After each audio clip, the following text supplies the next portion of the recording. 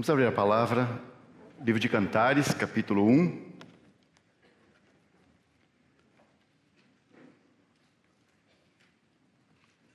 Versículo 7. Dize-me, ó tu, a quem ama a minha alma, onde apacentas o teu rebanho, onde o fazes descansar ao meio-dia? Pois por que razão seria eu como a que anda errante junto aos rebanhos de teus companheiros? Se tu não o sabes, ó mais formosa entre as mulheres, sai-te pelas pisadas do rebanho e apacenta as tuas cabras junto às moradas dos pastores. E vamos agora ao último livro da Bíblia, Apocalipse, capítulo 3, versículo 8.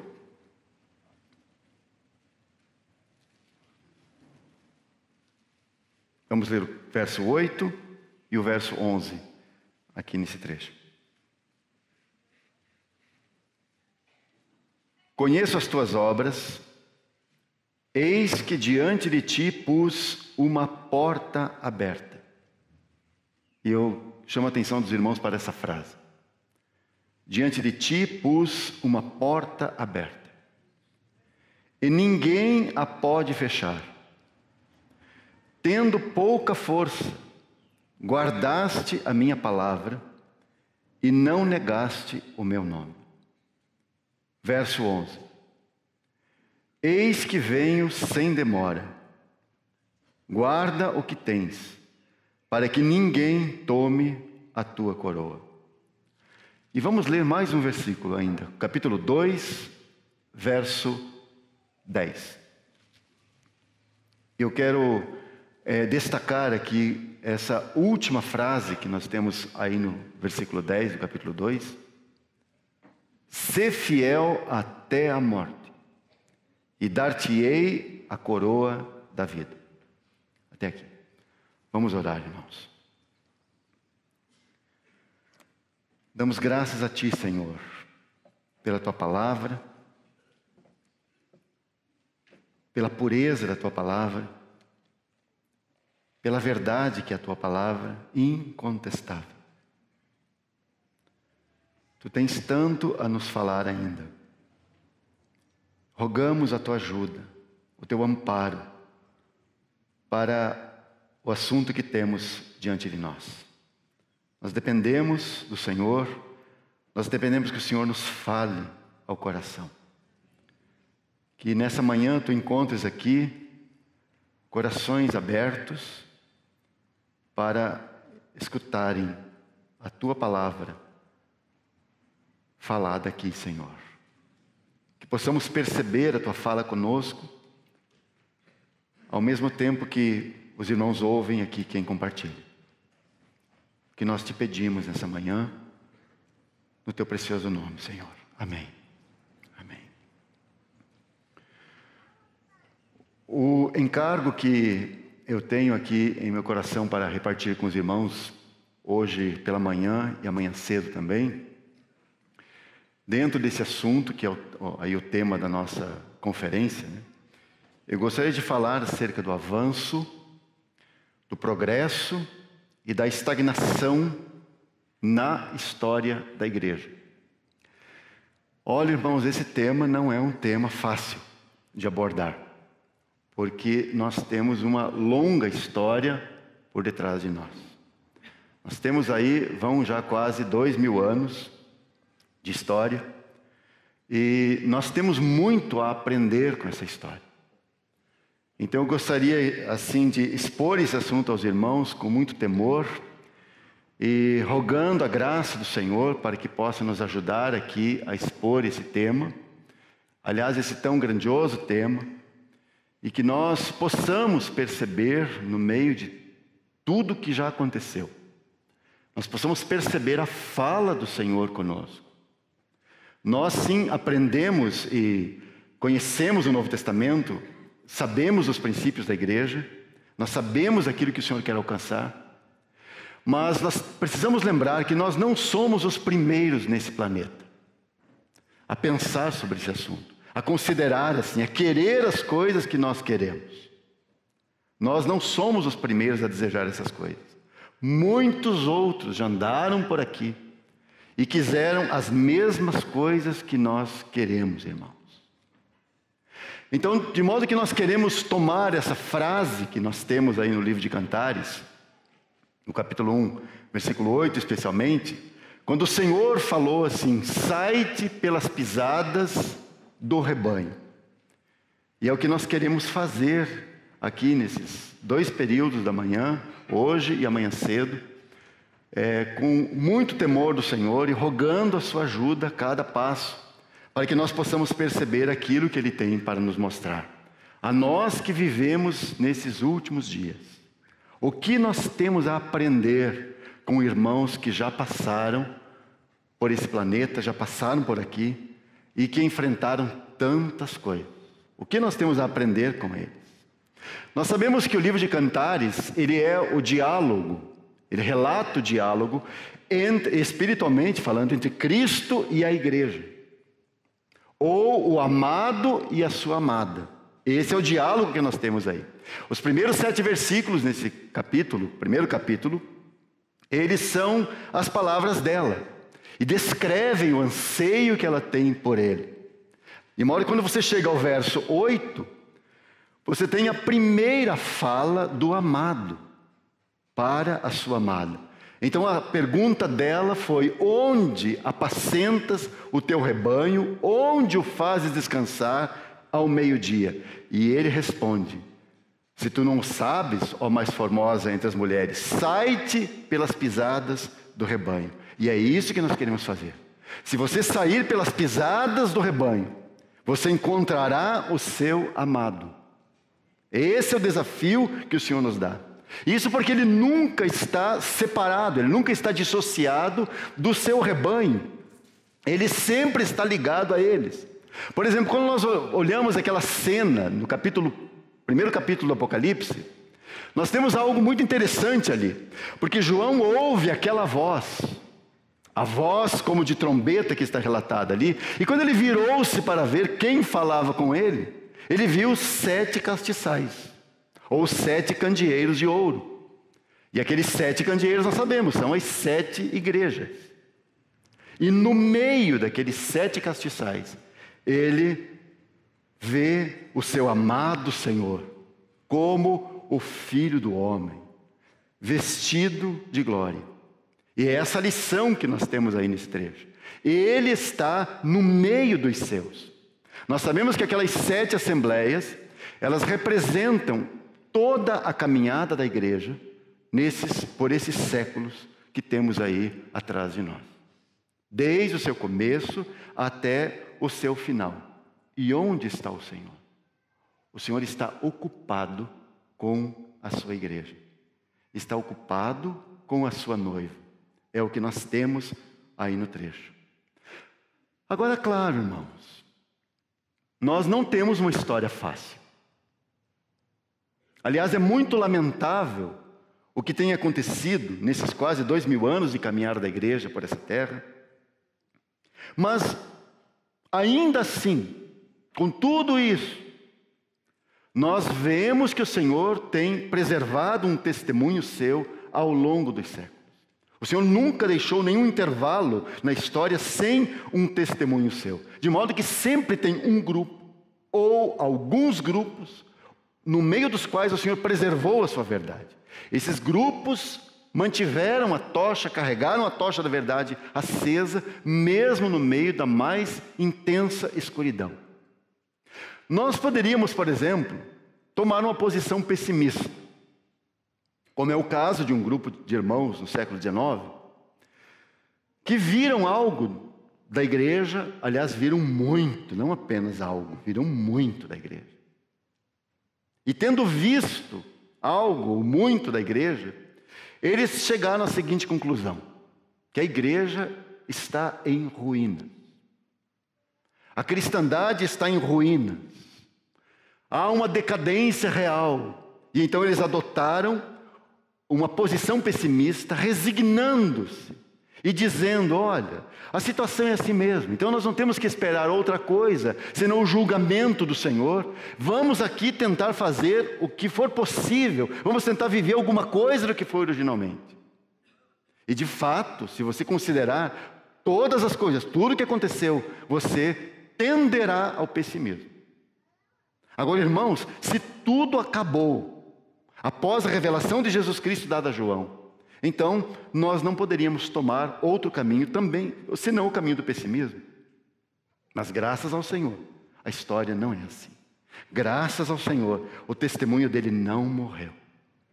O testemunho dele não morreu com a assembleia em Éfeso, não morreu com João. Porque há sim uma linda história. Há sim uma linha dourada de um poderoso testemunho do Senhor, mesmo na noite mais sombria, como foi aquela noite sombria da Idade Média. Ainda ali, o Senhor manteve essa luz brilhando, essa linha dourada. E aí podemos ver claramente uma progressão e um avanço de irmãos que assim andaram com o Senhor. Então, depois do último capítulo de Atos, irmãos, a história não parou. A história prosseguiu. E nós queremos andar exatamente por essas pisadas do seu rebanho. E para isso, nós não temos outra coisa a fazer, senão mergulhar um pouco na história do Senhor com os seus, aí ao longo dos séculos. Portanto, um cristão precisa conhecer a história.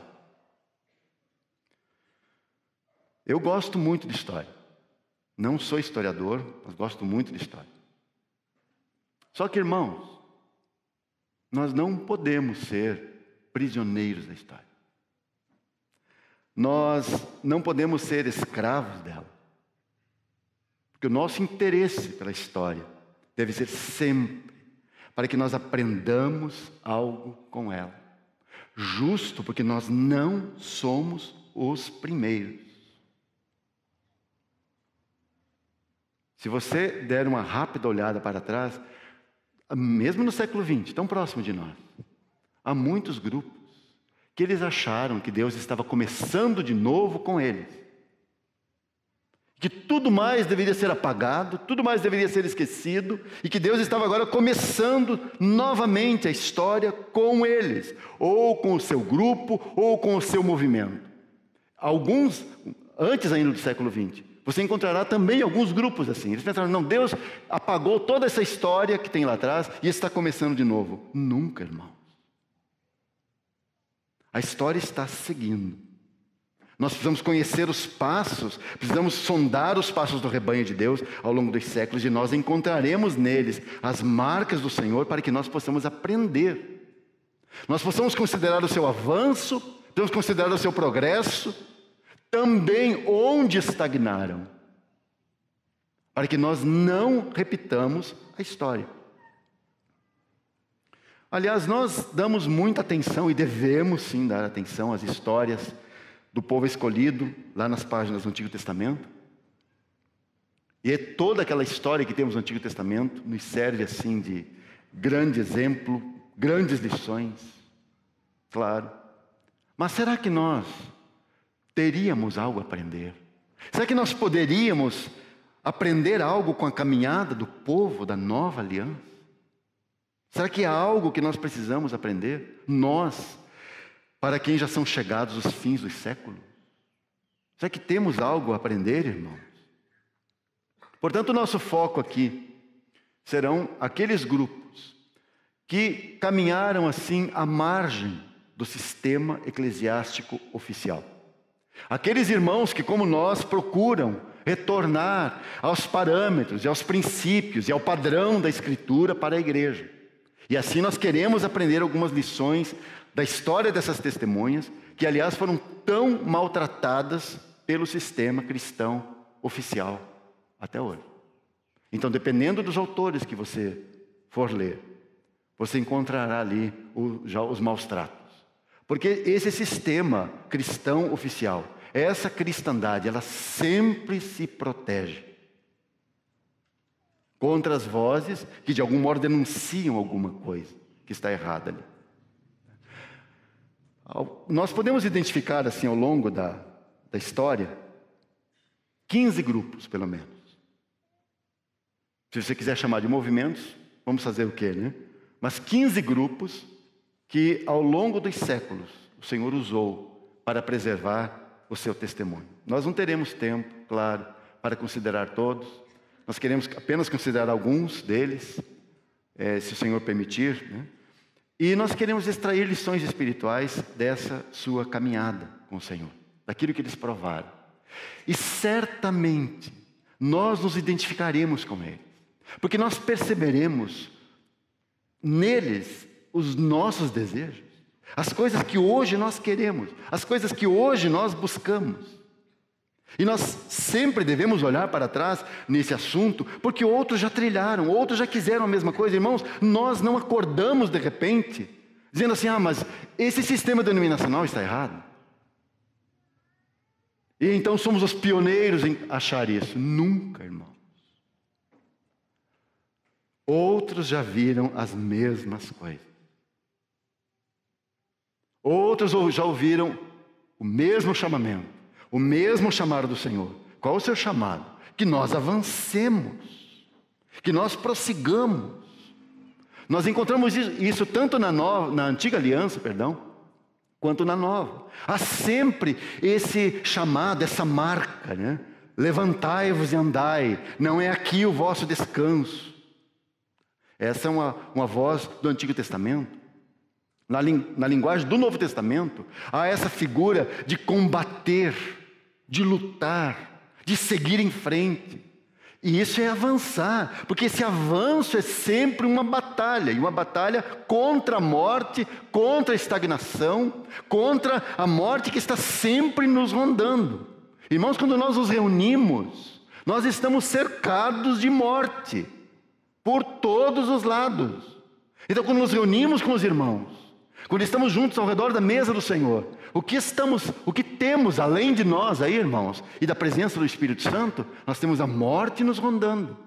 Então, naquela reunião, nós não podemos ficar estagnados, nós não podemos ficar parados, nós temos que avançar, porque há ali uma luta da morte contra a vida. E é sempre assim. Nós podemos andar um pouco, podemos prosseguir um tanto, e aí paramos. E aí estagnamos. É como se, o que nós já vimos, o que temos, já está bom para nós. Comparado com o que nós tínhamos atrás, nós já avançamos muito. Pode ser. Mas é essa satisfação que o Senhor quer que você tenha, ou tem algo mais? Essa é toda a questão. Sabe, irmãos? Os irmãos conhecem a carta aos Efésios. E a carta aos Efésios, assim, é o auge da maturidade espiritual. Porque essa carta contém aquelas grandes alturas espirituais e da vida cristã e do eterno propósito de Deus, tudo está lá. E Paulo escreve essas coisas para aquela assembleia em Éfeso. 30 anos depois, aproximadamente, você tem a primeira das 7 cartas lá no Apocalipse, capítulo 2. E o que você tem naquela primeira assembleia? Você percebe um estado de declínio espiritual. É claro que essa assembleia em Éfeso, descrita lá no Apocalipse 2, ela é uma igreja real. E os irmãos sabem, não preciso contar toda essa história, os irmãos sabem que aquela primeira assembleia, ela também, além de ser uma igreja real, ela é também representativa. Ou seja, ela representa todas as igrejas do primeiro século. Ela representa o estado da igreja desde o final da era apostólica, ou desde o final da morte de Pedro e Paulo, até o final daquele primeiro século. Isso representa a igreja de Éfeso.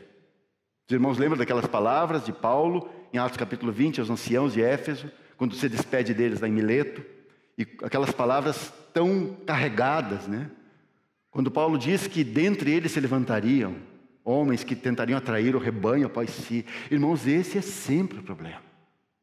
Homens que se levantam para atrair o rebanho após si, atrair o rebanho para si mesmos. E isso sempre é um desvio de Cristo. Então Paulo fala isso no final, lá nos últimos capítulos do livro de Atos. 30 anos depois você tem essa situação já acontecendo lá naquela igreja. Se você lê as duas cartas de Paulo a Timóteo, você sabe que por detrás daquelas duas cartas, 1 e 2 Timóteo, você tem a Assembleia em Éfeso. Você tem os problemas lá. Nós poderíamos também tomar 1, 2 e 3 João, e poderíamos dizer assim, também o que está descrito ali tem o pano de fundo da Assembleia em Éfeso. Porque as coisas não estão bem. Você tem sinais de declínio espiritual. De modo que há agora esse encorajamento do Senhor, com essa primeira carta no Apocalipse, para que eles avancem. Porque a única maneira, irmãos, de escapar do declínio, a única maneira de escapar da estagnação espiritual é avançar na jornada cristã. É sempre esse avanço, por isso esse chamado do Senhor é sempre para avançar, sempre para frente. Sai-te pelas pisadas do rebanho. Avance, siga em frente. Porém, lamentavelmente, nós sabemos o que aconteceu. Os crentes do final do primeiro século, que já é a terceira geração ali, quando João escreve o Apocalipse, e eles representados por essa assembleia, ou essa carta escrita a Éfeso, nós sabemos que eles estão tão absorvidos pela organização da igreja e da obra. Esse é o quadro no final do primeiro século, adentrando para o segundo século. Absorvidos pela organização da igreja, absorvidos pela obra. Por isso o Senhor fala, eu conheço as tuas obras, e o teu trabalho, e a tua paciência, e que não pode sofrer os maus, e puseste à prova os que dizem ser apóstolos e o não são, e tu os achaste mentirosos. Vocês têm trabalhado, têm sofrido. Então há um trabalho, há uma absorção. Agora essa absorção, irmão, é uma absorção pela visão da igreja, pela organização da igreja em si. Tão absorvidos, tão obcecados, poderíamos dizer, que eles perderam de vista o Senhor. Como nós sabemos? É só você ler essa carta. Tenho, porém, contra ti que deixaste o teu primeiro amor. Irmãos, como nós podemos deixar o primeiro amor? Nosso primeiro amor que é o Senhor. Como podemos deixá-lo? É muito simples. É só você dedicar a sua vida para organizar a igreja, para lidar com as coisas da igreja, lidar com a obra. Você é capaz mesmo de ser tão absorvido, se dedicar tanto à igreja e à obra, que você deixa o Senhor de lado. Irmãos, isso é uma questão de dedicação. É uma questão de disciplina. Mas onde está o Senhor nisso tudo? Você é mesmo capaz de deixá-lo de lado? Então, você deve entender o que está acontecendo aqui. A glória de Cristo, revelada no Evangelho, foi gradualmente desaparecendo aos seus olhos. Gradualmente. Isso não é de uma vez. Ninguém acorda pela manhã dizendo, hoje eu vou esquecer de Cristo. Vou só me envolver com a obra dele. Nunca. Isso é gradual. Vai desaparecendo. Você vai se afastando. E esse é o significado de deixaste o teu primeiro amor. E esse, irmãos, foi o começo da sua queda. A perda da visão de Cristo. E então, quando adentramos o segundo século, onde temos a era de Esmirna, a segunda igreja para quem o Senhor escreveu essa segunda carta, então. O Senhor usa aquela terrível perseguição para despertar os seus. E agora, tantos irmãos, assim com seu amor renovado pelo Senhor, provam esse amor ao entregarem suas vidas por Ele. Nós poderíamos considerar tantos textos do Novo Testamento que falam sobre perseguição, que falam que nós enfrentaremos perseguição. Aliás, o Senhor nunca disse que a vida cristã seria um mar de rosas. Nunca disse isso. Porque sim, é sim um campo de batalha. Quero citar apenas 2 Timóteo 3,12. E você deve entender o contexto dessa carta, como eu disse há pouco. Todos os que piamente querem viver em Cristo Jesus padecerão perseguições.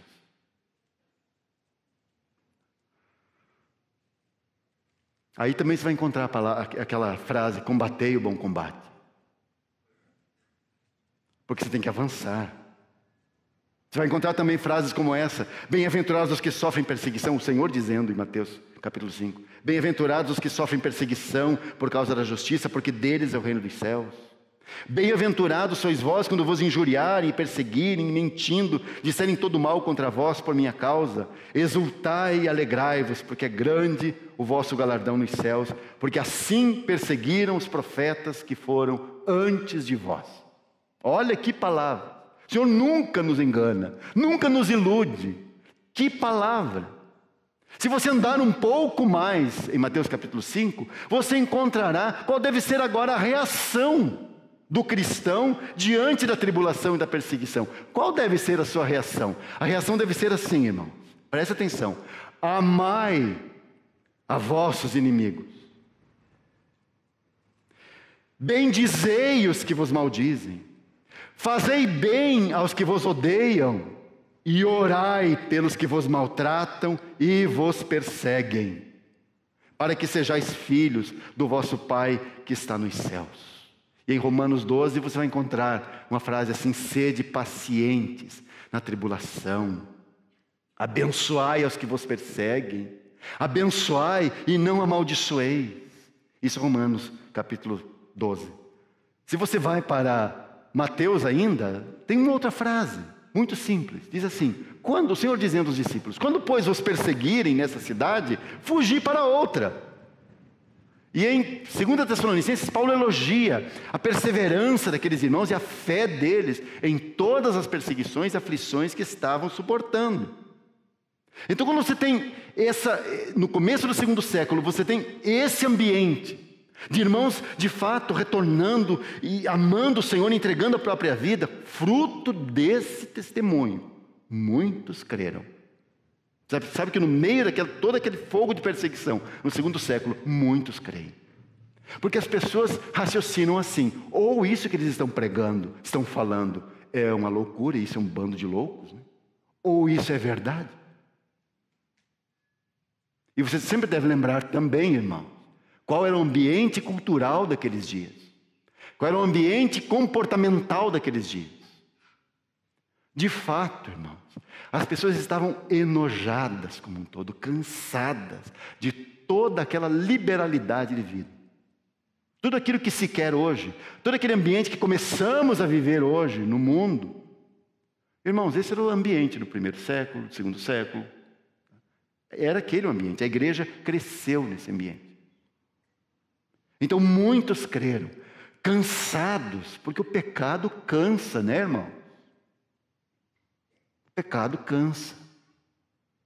Então abraçaram a fé no Senhor, creram no Senhor, viram aquele poderoso testemunho, a reação dos irmãos e irmãs frente à perseguição e abraçaram a fé cristã. Agora, claro, você pode ficar admirado com o testemunho de alguém e falar: eu quero isso aí para mim também. E você abraça isso, mas não quer dizer que você nasceu do alto. Não quer dizer que algo genuíno aconteceu. Você pode simpatizar muito com essa fé, com os irmãos que assim vivem, mas não quer dizer que você nasceu do alto, como eles.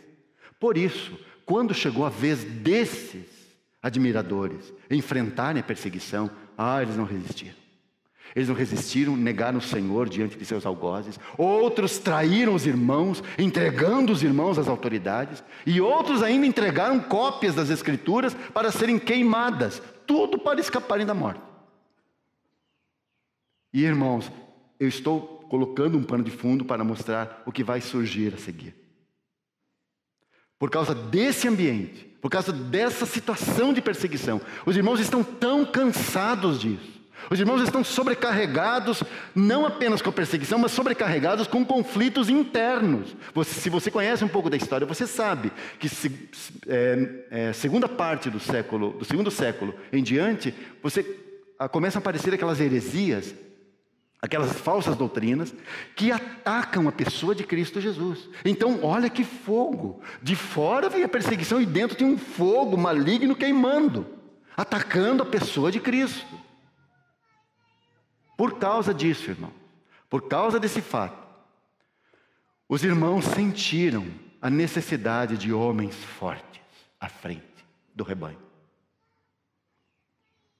E eu já vou dizer o que significa homens fortes.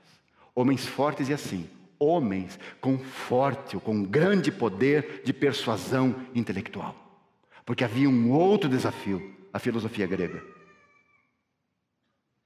E muitos irmãos simpatizaram com a filosofia grega e tentaram misturar a fé cristã com essa filosofia grega.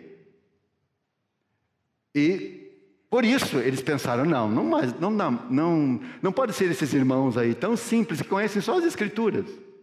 Não, tem que ser gente assim, que conheça fortemente e profundamente a cultura greco-romana. Vamos colocar desse modo. Gente que assim tem um poder de persuasão, um poder para lidar com essas questões, porque nós temos, o mundo está nos pressionando, o mundo está nos fazendo perguntas e nós não conseguimos responder essas perguntas.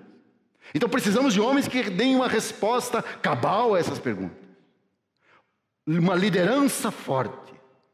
E então, logo esses homens intelectuais foram assumindo as posições de liderança e reconhecimento. E sabe, irmãos, quando se deram conta, esses homens se tornaram anciãos nas assembleias. E a história foi andando. Logo a seguir, eles chegam à seguinte conclusão. Se você tem muitos homens discutindo o mesmo assunto, isso é muito perigoso. Porque pode não chegar a conclusão alguma. Então vamos eleger um homem dentre os presbíteros, dentre os anciãos. Vamos eleger um homem. E esse um homem, o primus inter pares, o primeiro entre iguais, esse irá nos liderar. Esse irá liderar o presbitério, o grupo dos anciãos. E aí esse homem começa a ser levantado. E então começa a ter a primazia sobre os demais. E então eles passam a usar aquela palavra em grego episcopo, que foi traduzida como bispo em algumas traduções em português, né? Esse termo bíblico episcopo, que antes designava simplesmente o trabalho, a função dos anciãos, agora está virando um título clericalista. E isso para diferenciá-lo dos demais presbíteros e dos irmãos. Mas irmãos, o Senhor havia dito que não seria assim entre nós. Que não poderia ser assim. Então, guarda bem isso, no meio de toda aquela perseguição, aquele ambiente antes espiritual das assembleias agora começa a tomar forma, começa a ter um contorno de formalismo. E aqueles homens fortemente intelectuais, muito capazes, com um intelecto poderoso, esses homens não são espirituais. Esses homens são vazios de espiritualidade. Ótimos apologistas ou apologetas, mas vazios de vida espiritual com o Senhor. E o que temos aí, irmãos? Formalismo. Então esses homens, antes servos dos irmãos, agora começam a se comportar como se fossem os sacerdotes do Antigo Testamento. Homens com grandes cérebros, mas vazios de espiritualidade. E então essa figura do bispo local ganha contornos que extrapolam, que vazam para fora da assembleia local. E tais homens passam a controlar as assembleias de outras cidades. E passam a formar federações. Quanto mais capaz, quanto mais poderoso esse bispo mais assembleias ele consegue agregar debaixo do seu poder, debaixo do seu controle. E isso, irmãos, ninguém, ou a maioria, não vê problema algum. Aliás, eles acham que isso seja mesmo a direção do Espírito, para proteger os irmãos, para proteger a igreja. E então, conclusão, quem não está debaixo, não está ligado a um bispo extra-local, vamos dizer assim, está fora da igreja. Não é parte da igreja. E é nesse ambiente que nós vamos encontrar o primeiro grupo de irmãos que ousou dizer algo contra. E essa voz veio exatamente da Ásia Menor, lá da região onde estavam as 7 igrejas. E esse grupo de irmãos denuncia aquela condição nada espiritual das igrejas e de seus anciãos, e isso é o século II. Irmãos, o Senhor abre os seus olhos. O Senhor mostra para eles o que está acontecendo de errado. Desse modo, o Senhor coloca diante deles uma porta aberta. O Senhor abre uma porta para eles. E vou dizer, irmãos, essa porta nunca mais se fechou. Lembra disso? Nós sempre, em cada período da história, você sempre terá Filadélfia. Sempre.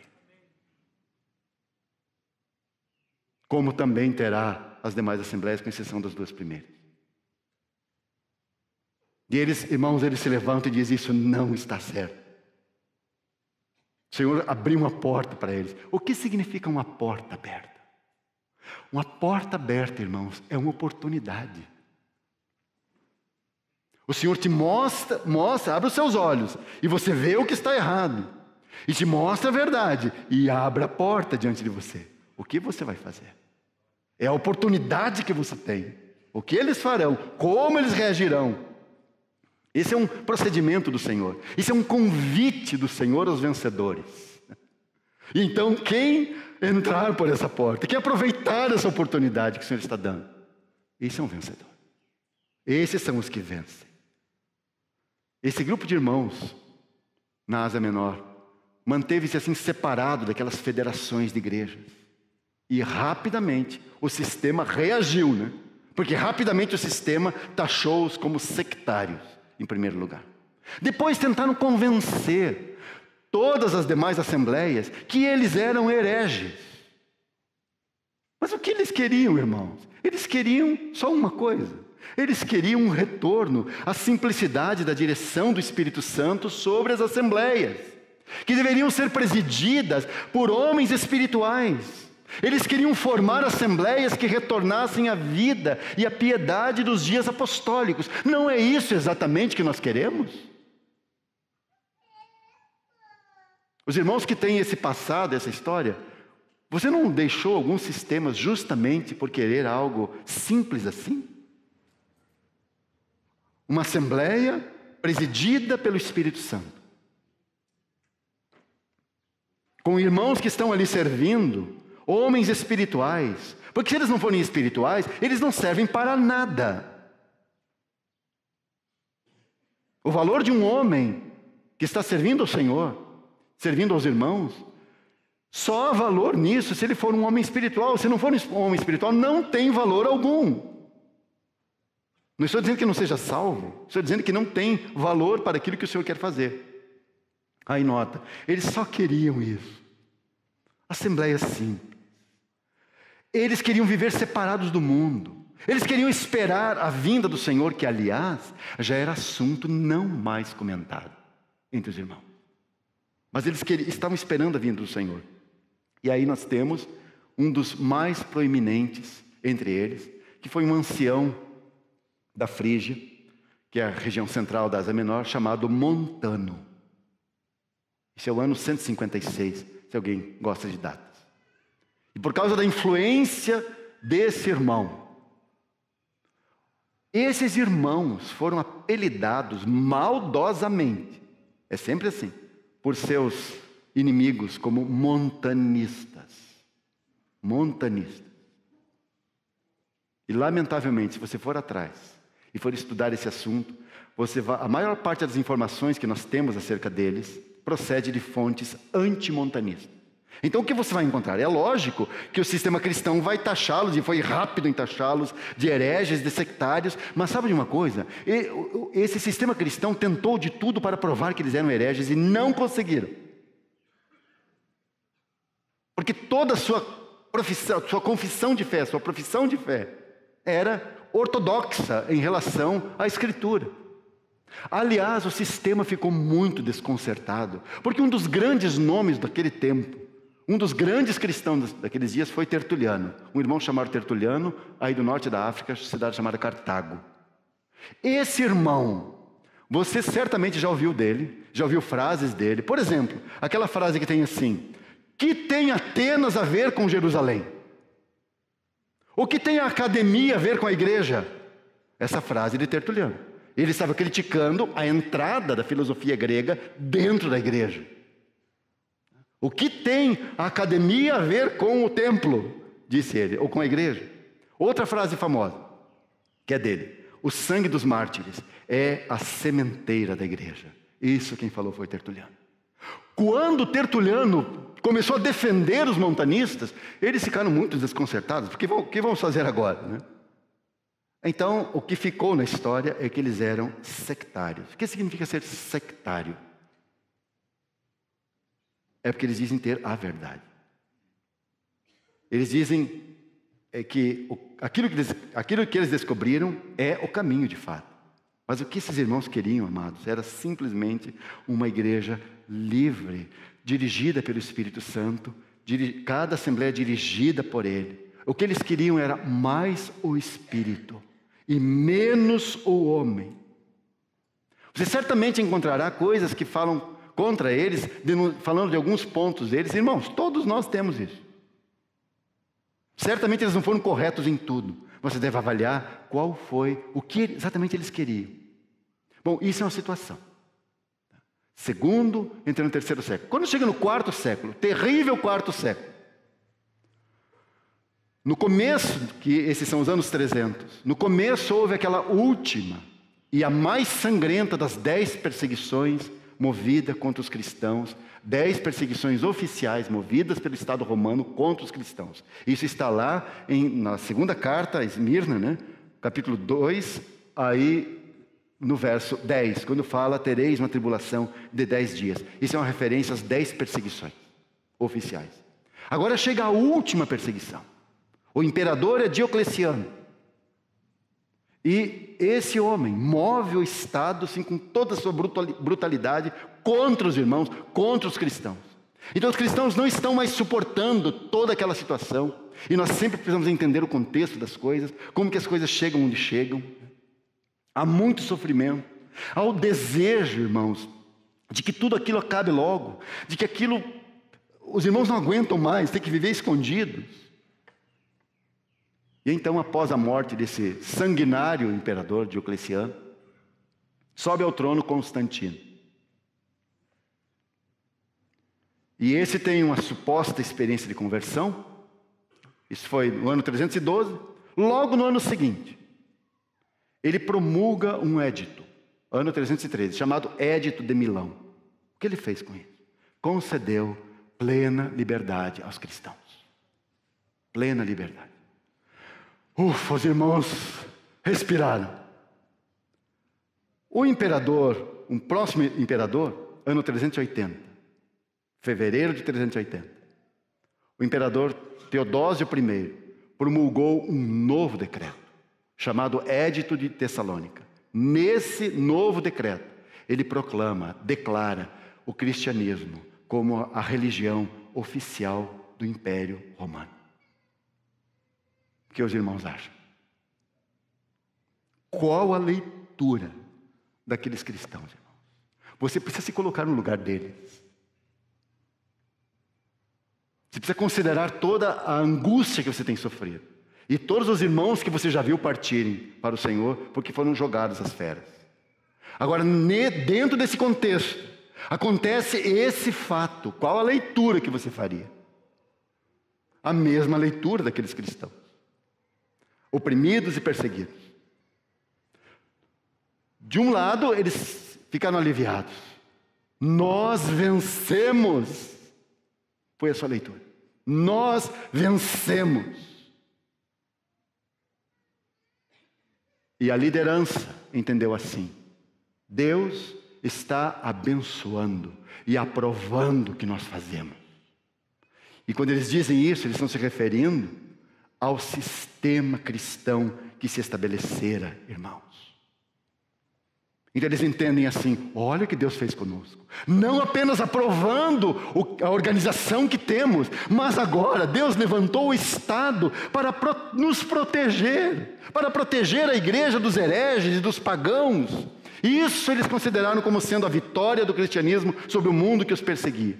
E aí nessa época se levanta um cristão famoso, que você já ouviu, certamente já ouviu dele, certamente já leu alguma coisa dele, e esse cristão foi Agostinho de Hipona. Hipona no norte da África. Ano 386 foi a sua conversão, aliás, uma linda conversão, lindíssima. Lindíssima, extremamente tocante. Sabe, irmãos, esse Agostinho, um homem altamente intelectual, altamente capacitado, ficou muito empolgado com essa mudança. Muito empolgado, irmãos.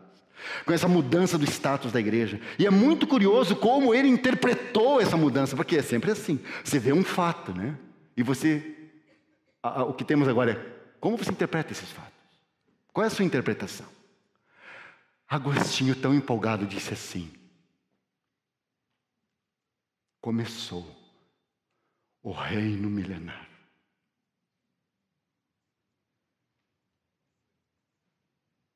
O reino milenar, o milênio se estabeleceu sobre a terra. Aqueles 1000 anos profetizados no Apocalipse finalmente chegaram, disse Agostinho. Por isso, irmãos, Agostinho tornou-se talvez o primeiro amilenista da história. E ele interpretou que aqueles 1000 anos eram simbólicos e que se referiam sim ao domínio universal da igreja sobre a terra. Não 1000 anos meramente, né, cronologicamente falando, mas 1000 anos é o tempo da igreja, do domínio da igreja sobre a terra. E a sua palavra foi: nós vencemos. Só que, irmãos, aquilo não foi uma vitória. Aquilo foi sim a grande derrota, porque oficialmente ali começava aquele grande sistema cristão denominado na história como cristandade. E agora, com o apoio do Estado que carrega a espada, aqueles que discordarem correm um sério risco. Aliás, quem ousaria interpretar aqueles fatos de modo contrário? Que esse fato é uma derrota do cristianismo? Nunca. Mas Deus levantou um que teve coragem de dizer que aquilo não era uma vitória, que aquilo era uma grande derrota. Esse homem, inconformado com aquela situação, veio da mesma região de onde veio Agostinho. Esse homem foi Donato. Donato era um presbítero, um ancião em Cartago. Ano 332. Aí quando ele viu aquele estado de coisas, quando ele viu o imperador sendo recebido como protetor da igreja, ele bradou assim: o que o imperador tem a ver com a igreja? O que esse homem está fazendo aqui? E óbvio que isso gerou um grande conflito. Aliás, um grande conflito de Donato com Agostinho. Porque Agostinho defendia essa história da centralização da igreja e das igrejas através dos bispos metropolitanos. Por que bispo metropolitano? Porque é um bispo principal de uma cidade e as cidades todas ao redor, né, daquela metrópole, aquelas assembleias se sujeitam a ele. Esse é um bispo metropolitano. É isso que defendia Agostinho. Já é um pré-sistema católico romano. E Donato dizia o quê? O irmão Donato dizia assim: não, cada assembleia local é livre. Cada assembleia local está sujeita diretamente e somente a Cristo, a cabeça gloriosa nos céus. Assim dizia Donato. E lógico que o sistema os taxou como donatistas. É sempre assim. Porque isso foi um meio do sistema dizer: não, eles não são igreja, coisa nenhuma. Eles são só seguidores de um homem. E, lamentavelmente, esse é o nome que eles passaram a ser conhecidos por toda a história. Eles foram o primeiro movimento expressivo de igrejas livres da história.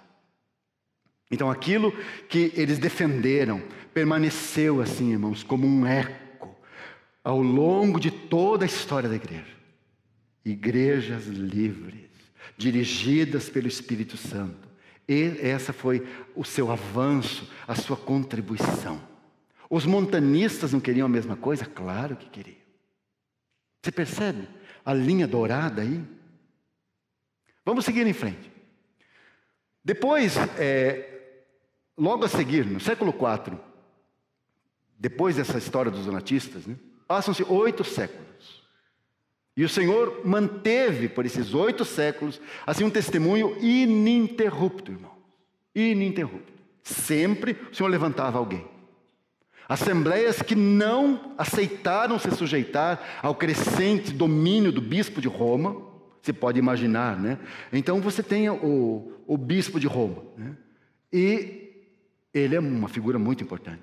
Porque Roma é a capital do império. Então ele entendeu que o seu domínio deveria ser não apenas sobre as cidades da região metropolitana de Roma, mas sobre todo o império. Afinal, é a capital do império. Então ele entendeu assim, né? E defendeu essa história até o fim, até conseguir esse pleno domínio sobre toda a cristandade. Mas sempre o Senhor manteve esse grupo paralelo andando, irmãos, lado a lado com aquele sistema. Lado a lado, digo paralelamente. E sempre esse sistema cristão oficial está dando um nome para esses irmãos, uma denominação para esses irmãos, justo para ofendê-los, sempre assim. Então, naqueles dias, o Senhor levanta, isso é o século XII, isso em plena Idade Média, no meio de toda aquela escuridão, irmãos que estavam sendo perseguidos, que queriam as mesmas coisas que os donatistas, irmãos que estavam sendo perseguidos na Armênia e nas Balcãs, que é do outro lado do Mar Adriático, né? Esses irmãos fugiram dos seus perseguidores e foram parar no interior da França. E chegaram naquela região chamada Languedoc e na Provença francesa. E estando ali, irmãos, a luz da verdade brilhou naquele lugar. E aqueles irmãos passaram a pregar o Evangelho por toda aquela região da França. E, irmãos, aconteceu algo extraordinário. Eles pregaram o Evangelho e as pessoas estavam ávidas pela verdade. E abraçaram a verdade e creram. E muitas assembleias foram formadas por causa do seu testemunho.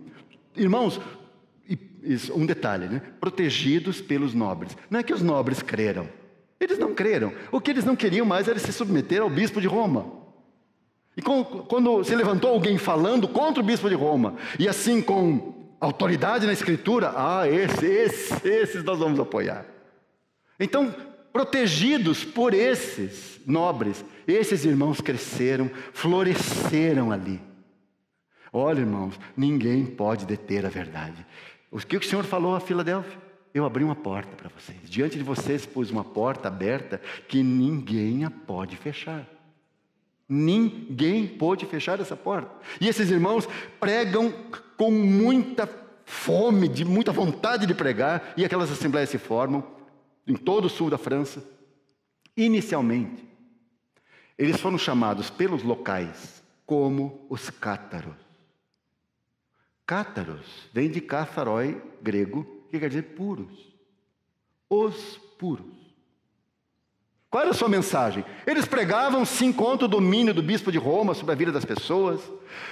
Aí receberam o apoio dos nobres, queriam falavam de igrejas, e não apenas falavam, porque uma coisa é o discurso, outra coisa é a vida, né? Não apenas falavam de assembleias livres, que deveriam estar sujeitas unicamente a Cristo, mas praticaram isso, sem nenhum domínio, sem nenhum homem se levantando e dominando sobre todos, nunca, irmão.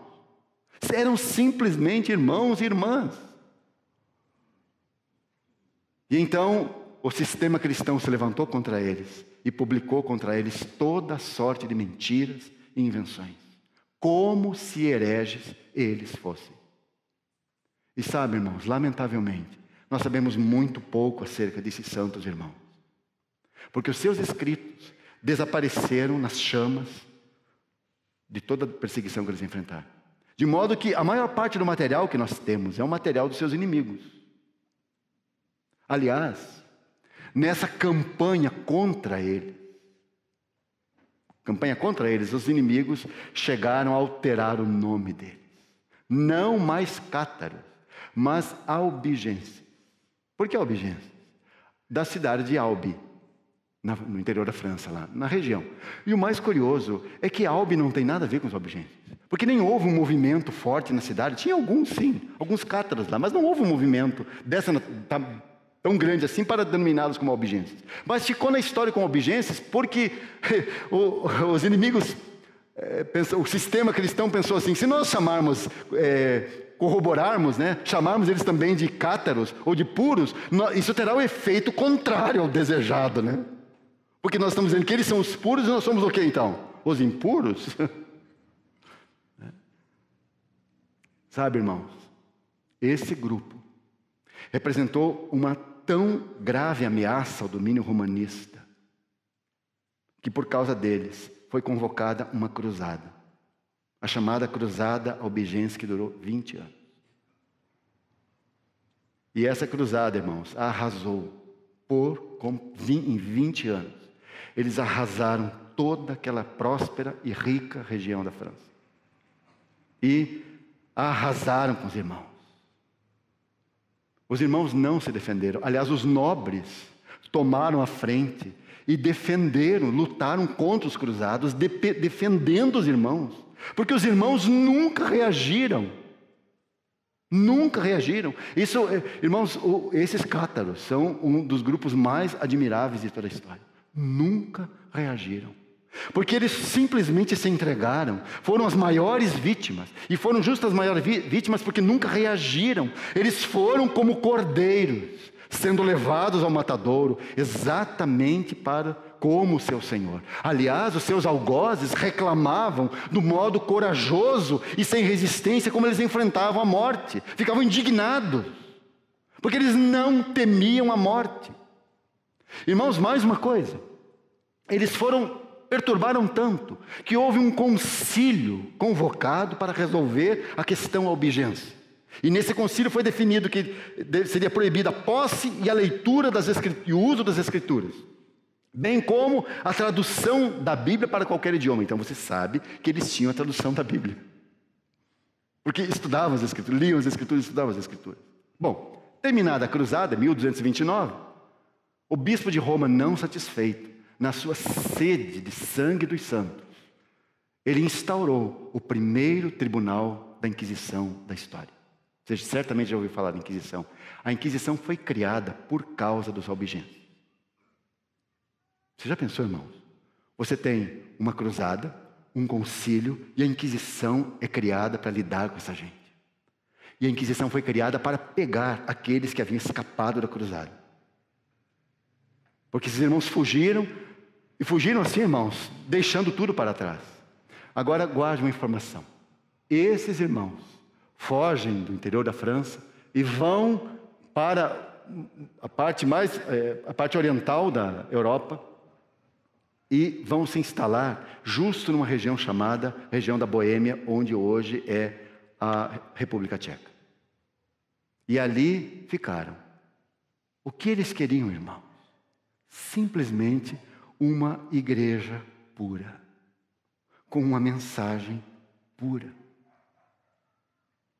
O que eles pregaram foi o simples evangelho que nós temos assim, com tanta clareza, e que nós pregamos com tanta liberdade. Eles só queriam isso.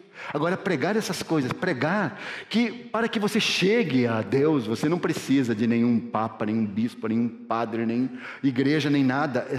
Você vai direto ao Pai através de Cristo. Isso foi revolucionário. E por isso foram perseguidos. Irmãos, essa mensagem foi extremamente perigosa. Extremamente. Na mesma época, nesse mesmo período, mesmo século XII, aqueles irmãos que foram até a região da França, que eu falei agora, que é nos cátaros, um grupo ficou no norte da Itália, lá no meio dos Alpes, num grande vale, na região de Piemonte, na Itália. Um grande vale. E esses irmãos, ali nessa região, formaram assembleias, irmãos, muito piedosas, pregando as mesmas coisas que pregaram aqueles irmãos cátaros. E encheram todo aquele vale da região de Piemonte com o Evangelho. Por causa disso, eles foram denominados como valdenses. Alguém disse que eles são, essa denominação foi dada por alguém na época, assim porque eles moravam nos vales, da região do Piemonte, onde pregaram o Evangelho. Há também a possibilidade deles terem sido chamados valdenses por causa de um rico comerciante francês chamado Pedro de Valdo, que se converteu aos 20 anos e se juntou aos irmãos, a esses irmãos que já estavam ali no norte da Itália. E agora, não sabemos exatamente a origem, né, do nome.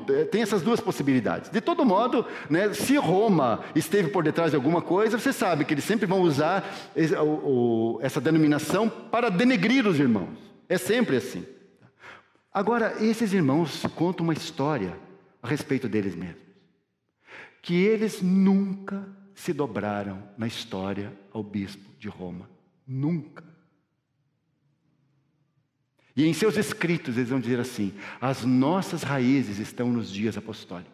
Nós nunca passamos por nenhuma federação de igrejas, por nenhum controle de algum bispo externo, muito menos por aquele homem que está sentado naquele suposto trono, supostamente de Pedro, em Roma. Nunca nos submetemos a ele. Bom, esse Pedro Valdo, ou Pedro de Valdo, pregou, se juntou aos irmãos e saiu pregando, como Saulo, quando logo que creu no Senhor, ele se juntou aos irmãos e começou a pregar. E também esse Pedro se juntou aos irmãos e começou a pregar por todos os lados. E aquele vale, irmãos, já tinha muitos crentes, muitos irmãos, muitas assembleias. Quando Pedro chegou, então aquilo ferveu. Muitas assembleias surgiram. Aliás, eles tinham um lema. O seu lema é assim: luz que brilha nas trevas. E você certamente já deve ter visto o seu símbolo, né? É um candeeiro com uma vela acesa. E aí essa frase ao redor: a luz que brilha nas trevas. Esse era o seu testemunho. É assim que eles se viram. E, amados, esse bom perfume, esse brilho deles, esse bom perfume de Cristo neles, chegou, claro, às portas de Roma.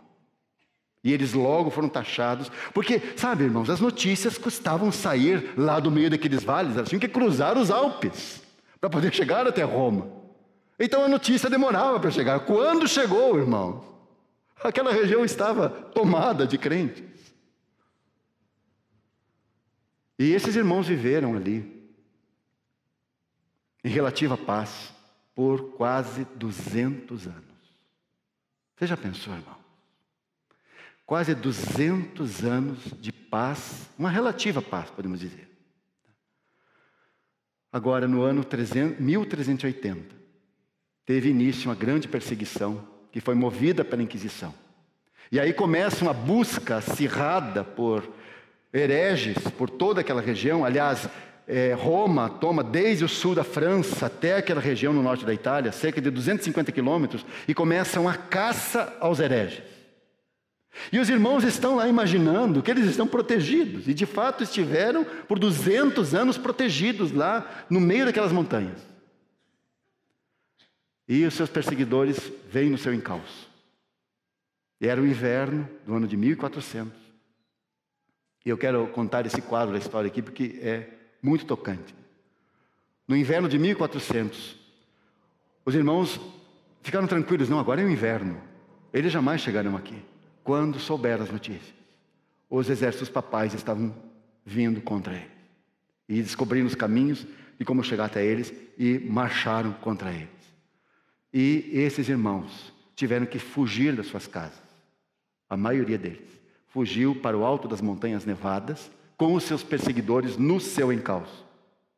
Agora você imagina o quadro. Muitas mães carregavam seus bebês no colo e segurando as crianças menores pela mão, as que podiam andar. E essas mamães subiam aquelas montanhas com os maridos, os anciãos, todos eles. Irmãos, o frio e a fome foi dizimando muitos deles pelo caminho. Foram encontrados, irmãos. Depois, um tempo depois, foram encontrados ali naquela região cerca de 180 bebês abraçados às suas mães, congelados.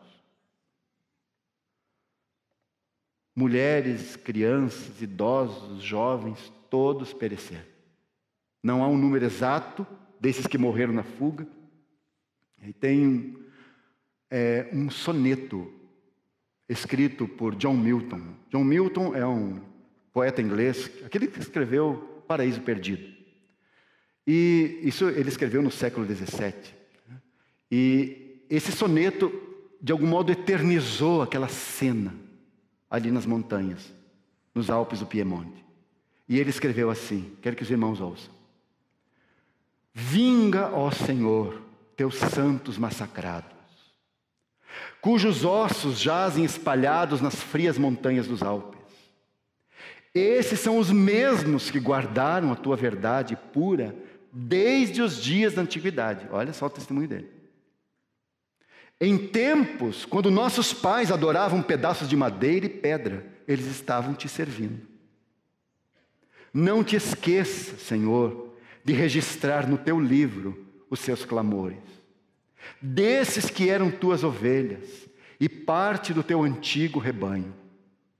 esses que foram assassinados por mãos sangrentas, mães que rolaram sobre as rochas com seus bebês. Seus lamentos ecoaram redobrados dos vales para os montes, enquanto elas mesmas partiam para o céu. O sangue dos martirizados e suas cinzas foram plantadas sobre todos os campos italianos, onde ainda impera o triplo tirano. Que essas sementes possam crescer e produzir a 100 por 1. Daqueles que, tendo aprendido o teu caminho, logo possam fugir da desgraçada Babilônia. Ele estava se referindo a Roma. E daqui em diante, irmãos, você tem, isso é o ano 1400, né? Você tem quase 200 anos de feroz perseguição. Pensem bem. Por 200 anos viveram em paz e quase 200 anos de perseguição. Os que conseguiram fugir, de fato, um grupo grande de irmãos se refugiou a cerca de 1.200 quilômetros dali, lá no sul, na região da Calábria, extremo sul da Itália. E ali naquela região, isolados, formaram de novo prósperas colônias e prósperas assembleias se formaram de valdenses. Viveram em tranquilidade por cerca de 150 anos na Calábria. Agora, irmãos, a tranquilidade é sempre uma armadilha para o povo de Deus, sempre. E a tranquilidade foi uma armadilha para eles. Porque então, com essa tranquilidade, a mornidão espiritual tomou conta de muitas assembleias. E aqui nós chegamos no século XVI. Aí você tem Calvino lá em Genebra, você tem Lutero lá em Wittenberg. E os irmãos, preocupados com a situação espiritual dos valdenses na Calábria, elegeram um dos pregadores que fosse até Genebra conversar com Calvino, pedir ajuda, para que ele mandasse obreiros, pregadores, para ajudar os irmãos que estavam ali na Calábria. E esse irmão se chamava Luís Pascal, e foi até lá, e chegando, conversou com Calvino, como que disse assim: nós já temos problemas demais aqui em Genebra. Mas esse irmão ouviu Calvino pregar. E os irmãos sabem que Calvino era um grande expositor bíblico. Abria os livros da Bíblia e pregava os livros da Bíblia. Grande expositor da Escritura. E Luís Pascal ficou impressionado com o que ele ouviu. E voltou sem ajuda. Assim, alguém para ajudá-lo lá na Calábria. Mas ele levou no seu coração tudo que ele ouviu. E o seu coração voltou em chamas, irmão. Quando ele chegou na Calábria, ele começou a fazer o que Calvino fez: pregar expositivamente a Bíblia. E então começou, abria o livro da Bíblia, pregava todo aquele livro, e expunha a palavra de Deus, expositivamente, claro, né? A palavra de Deus, aqueles irmãos. Irmãos, a palavra de Deus, pregada expositivamente, gerou um grande avivamento entre aqueles irmãos. E esse avivamento espiritual entre os valdenses foi o suficiente para acordar os irmãos, porque o velho dragão em Roma acordou. E então enviou tropas que cercaram aquela região da Calábria, e aqueles irmãos foram massacrados. A mesma coisa que acontecera lá no Piemonte, a mesma coisa que acontecera lá no sul da França, aconteceu aqui também. E mataram, queimaram, destruíram aqueles camponeses, suas lavouras. O pregador Luís Pascal foi conduzido a Roma e queimado vivo na presença do bispo de Roma, na época Pio IV. Isso porque esse homem maligno disse que queria deleitar os seus olhos com um herege em chamas. E assim esse irmão sofreu aí o martírio. Irmãos, os valdenses, eles demonstraram assim uma grande determinação e perseverança, porque não se renderam. as ameaças, as perseguições, e essa sua perseverança não encontra paralelo na história. Foram os mais corajosos, os mais valentes. Para os irmãos terem uma ideia, as perseguições de um Estado contra os valdenses acabou oficialmente em 1848.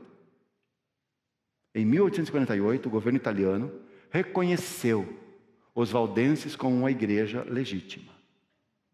E as perseguições cessaram. Lamentavelmente, quando as perseguições cessaram totalmente, se você for procurar hoje o testemunho do que há, o que resta dos valdenses, você ficará muito decepcionado. Muito decepcionado. Porque você encontrará só um sistema denominacional. Lamentavelmente. Quando a tranquilidade impera, irmãos, quando nós encontramos o nosso descanso aqui, irmãos, nós paramos de crescer, nós não avançamos mais.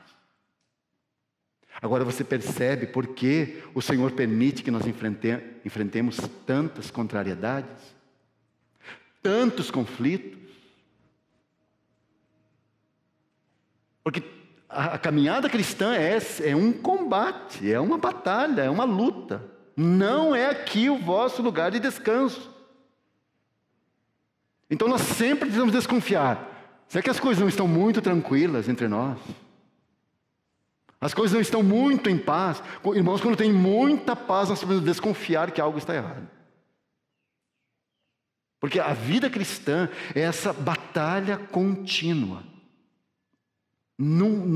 Irmãos, nós não podemos estacionar em verdade nenhuma, em ponto nenhum. Nós temos que avançar. Graças a Deus pelo que recebemos, graças a Deus por aquilo que Ele nos dá, nós sempre tem que lembrar, nós precisamos avançar. Nós temos que seguir em frente. E eu quero falar mais um ponto aqui, irmãos, seguir um pouco adiante. Eu quero falar agora do movimento que é talvez o mais próximo de nós. E que vai desencadear algo. E a esses irmãos que vou falar agora, o Senhor também abriu uma porta. E por essa porta que o Senhor abriu a eles, nós todos aqui entramos. Então, esse movimento que quero falar agora é o movimento que o Senhor levantou e é por onde esse tem uma forte ligação conosco. Mas antes de falar deles, isso é o século XV. Eu preciso falar algo antes, né? De um grupo do século XIV que estava na Inglaterra. E preciso falar de um homem bem conhecido também dos irmãos, certamente os irmãos que já ouviram dele, chamado John Wycliffe. John Wycliffe era um erudito bíblico inglês, né, que resolveu levar a Bíblia toda a sério. Quer dizer, levar a Bíblia toda a sério? Como assim? Sim, porque as pessoas não levavam a Bíblia toda a sério. Ele levava algumas partes, né? Mas esse homem, ele resolveu levar toda a Bíblia a sério. E claro que enfrentou aquela ferrenha oposição do sistema eclesiástico dos seus dias. E esse irmão, ele não tinha, John Wycliffe não tinha noção do que ele estava fazendo. O Senhor não mostrou a ele. O Senhor também abriu uma porta para ele. E ele entrou por aquela porta sozinho. Sozinho, irmão. O que ele fez? Ele lendo a Bíblia, estudar a Bíblia, ele redescobriu a justificação pela fé, uma grande coisa, a grande verdade naqueles dias. E até hoje, né? A grande verdade. A salvação, a justificação unicamente pela fé em Cristo. Não satisfeito com isso, ele resolveu fazer uma tradução da Bíblia. Uma das primeiras traduções da Bíblia para a língua inglesa é a tradução de uma tradução, é a tradução da Vulgata Latina, que era a tradução latina das Escrituras, feita por Jerônimo, né?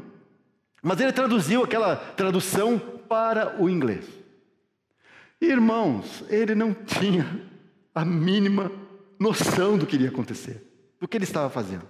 Alguns se juntaram a ele, ouviram a sua pregação, leram a sua tradução e ficaram tão empolgados. Aí o pessoal de fora apelidou eles de Lollardos, tá? Mas não é desses que eu vou falar. Isso aqui nós só estamos esbarrando na história desse irmão inglês aí, John Wycliffe, tá? Os Lollardos, né? Os louvadores, disseram seus inimigos. Por que será? os louvadores. E aquilo se espalhou ali pela Inglaterra. Mas o nosso irmão Wycliffe morreu em paz, né? Subitamente, sim, foi embora. E os seus seguidores, entre aspas, passaram a pregar as coisas e anunciar as coisas que ele havia descoberto, né? E com a sua Bíblia, levando e fazendo cópias e distribuindo para o povo e falando ao povo. Até que um concílio, quando Roma descobriu o que estava acontecendo naquelas ilhas, aliás, essas ilhas britânicas sempre foram um problema para Roma, sempre. Isso não é a primeira vez. O John Wycliffe não foi o primeiro, sempre alguém se levantou naquelas ilhas contra Roma. Aquelas ilhas eram uma dor de cabeça para Roma, sempre. Mas as notícias chegaram até o continente europeu, chegaram a Roma e convocaram um concílio. O John Wycliffe já estava dormindo, já estava com o Senhor, já estava na glória. E eles fizeram um concílio, 1415, condenaram os seus escritos, aquela sua tradução foi banida, juntaram todos os exemplares que encontraram e queimaram numa fogueira. Os seus escritos, os seus livros, os seus comentários, tudo foi queimado. Não satisfeitos com isso, falaram, mas vamos deixar o John Wycliffe ileso. Foram lá e desenterraram os ossos do irmão. E queimaram os seus ossos, né? Foram exumados e queimados. E agora John Wycliffe queimado como herege em 1428, irmãos. Ou seja, uma excomunhão retroativa, né? E Satanás com isso pretendeu fechar essa porta, né? Encerrar com isso. Mas graças ao Senhor, essa porta foi aberta por Ele e ninguém a pode fechar.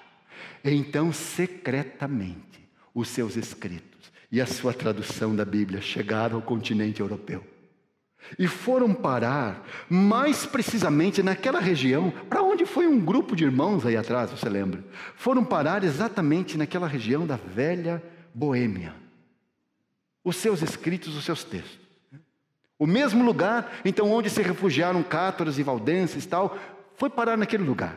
E ali, aqueles insatisfeitos com a escravidão de Roma, estavam ávidos por se livrarem dos tentáculos de Roma, né? E então o Senhor levanta um dos filhos daquela terra, que é devidamente moldado para ser usado pelo seu Senhor, para ser usado em suas mãos. Esse homem é Jan Hus. Jan Hus, com H. E esse homem, depois de estudar na Universidade de Praga, e estando na universidade, leu os escritos de Wycliffe. E ele ficou maravilhado. E leu a tradução de Wycliffe da Bíblia, ficou mais maravilhado ainda. E se tornou um clérigo no ano de 1400, e muito perturbado com a situação que ele via ao seu redor, e com os abusos de Roma, e com a baixa moral dos clérigos dos seus dias, tal, passou a pregar uma reforma da igreja baseado no que ele leu em Wycliffe. Ou seja, na Inglaterra, os escritos do Wycliffe tiveram pouco, assim, não tiveram tanta entrada, porque foram queimados. Agora, quando chegou na Boêmia, que os seus escritos se multiplicaram e influenciaram muito, e assim, provocaram uma pré-reforma, podemos dizer. O que eles queriam? Retornar aos princípios da vida espiritual, como descritos no Novo Testamento. Os nobres da região simpatizaram com ele, não pela fé dele, não pelo que ele pregava, mas porque eles queriam se livrar de Roma. É sempre assim. Os ricos queriam se livrar de Roma, de pagar os dízimos para Roma. É só isso que eles queriam. Eles não estavam muito interessados na fé, mas usaram esse irmão para ter um apoio, né? E, irmãos, toda a Boêmia foi abalada com os ensinamentos de Hus, com os seus ensinamentos bíblicos, com a sua pregação. E então, aquele concílio que queimara os ossos de Wycliffe estava acontecendo. E depois de inúmeros conflitos de Hus com o clero leal a Roma, irmãos, muitos conflitos. Aliás, Hus tinha uma mente muito poderosa, né? Um grande cérebro. E brigou muito. Brigou muito mesmo. E brigou tanto, irmãos, que o rei da Boêmia, que era seu simpatizante, foi obrigado a encaminhá-lo para o local do concílio que estava acontecendo na Alemanha. E indo para o concílio, o rei falou para ele: pode ir tranquilo que você tem o meu salvo-conduto. Deu salvo-conduto a ele, ninguém vai tocar em você, você vai comparecer diante do concílio e só vai prestar os esclarecimentos e vai voltar. E ele foi, chegando lá, os bispos traíram o rei da Boêmia, encarceraram Rus e logo começaram um processo para declará-lo herege e logo sentenciá-lo à morte. E, irmãos, em 8 meses, isso durou 8 meses, no dia 6 de julho de 1415, esse servo do Senhor, humilhado publicamente, foi atado a uma estaca e foi queimado vivo aos olhos dos bispos daquele concílio e aos olhos da multidão lá na cidade de Constança, na Alemanha. Irmãos, aquele foi um espetáculo de horror. E então, antes de ser sufocado pela fumaça, os irmãos certamente já ouviram essa frase, ele profetizou algo. 1415. Ele disse assim: vocês hoje estão queimando um ganso, mas dentro de 100 anos, vocês se encontrarão com um cisne, e este cisne vocês não poderão queimar. O que acontece 100 anos depois? Lutero prega o cisne branco. Prega as 95 teses lá nas portas da capela de Wittenberg. 100 anos antes. Irmãos, esse fato, essa situação, não foi única, não foi somente ele que padeceu, um outro companheiro, cooperador seu, também foi queimado vivo. E isso gerou uma grande revolta dos boêmios contra Roma e contra o seu rei, a quem eles chamaram de traidor. E aí nessa revolta dos boêmios, irmãos, você tem uma mistura de anseios, porque você tem gente sincera, que tem a fé em Cristo, e outros que eles querem se livrar de Roma. Só isso. Eles querem se livrar de um sistema. Irmãos, a mesma coisa acontece na nossa história hoje. Quantos vêm para as nossas assembleias, né? E dizem assim: eu não aguento mais aquele sistema denominacional, não aguento mais aquela situação, não aguento mais isso, não aguento mais aquilo. Mas eles não viram a Cristo. Eles só sabem o que eles não querem. E então quando você começa a falar das demandas do Evangelho, o que acontece? Ah, mas eu achei que aqui era todo mundo livre. Que cada um podia fazer o que quer. Não é assim, irmão? É uma mistura de anseios. Tem os irmãos lá que querem de fato aquilo que havia no começo, que querem retornar para aquela espiritualidade, que querem a centralidade de Cristo, que querem retornar para isso. E tem outros que eles só não querem aquele controle. Eles não querem ninguém controlando a vida deles. É só isso. Eles não necessariamente querem a Cristo. E é exatamente o quadro que temos aqui. Então tem esse misto de anseios. Há um anseio político, porque eles querem romper totalmente com Roma, querem ser um reino separado, tal, e acabam por formar um poderoso partido político dentro da Boêmia. Esse partido é denominado de Partido Hussita. E assim são denominados como os seguidores de Jan Hus, os Hussitas, com H. Agora são um partido político, tem irmãos lá dentro, sim. E o que eles fazem? Eles começam a levar adiante uma reforma dentro da igreja, com baseados nos ensinos de Jan Hus. Irmãos, o problema aqui era o espírito com que eles fizeram isso. O problema era o coração deles. E esse coração deles, se o Senhor permitir, amanhã nós vamos continuar com isso. Esse coração deles os levou para muito longe do Senhor. E nós vamos perceber como facilmente nós podemos tomar um outro caminho. Um caminho mais fácil, um caminho muito lógico. E nos desviarmos do Senhor. Irmãos, como é fácil. Como é fácil abandonar toda a simplicidade. Como é fácil deixar o Senhor e não perceber, porque nós continuamos com o mesmo discurso, nós continuamos com as mesmas palavras. Irmãos, como é fácil um afastamento generalizado do Senhor. Nós devemos olhar para essas histórias e tremer. Eu estava preparando essas coisas, irmãos, e eu terminei assim com um sentimento de que, Senhor, quem nós somos? Às vezes nós nos sentimos tão seguros. Às vezes nós achamos que de fato nós vamos conduzir, vamos chegar a tal e tal ponto. Irmãos, quem somos nós? Quem somos nós? É muito fácil perder tudo. Muito fácil. O Senhor tenha compaixão de nós. Vamos orar. Senhor, quantas coisas nós aprendemos com Teus santos. Quantos avanços e quantas estagnações nós vemos também. Tem misericórdia de nós, Senhor. Lida conosco para que possamos avançar. Livra-nos, Senhor, de estacionarmos, de nos determos nas coisas que já temos, mas que possamos guardar essas coisas e possamos seguir adiante. Possamos prosseguir em direção à maturidade, em direção à plenitude de Cristo, até que todo o Teu propósito se cumpra. É o que nós te pedimos.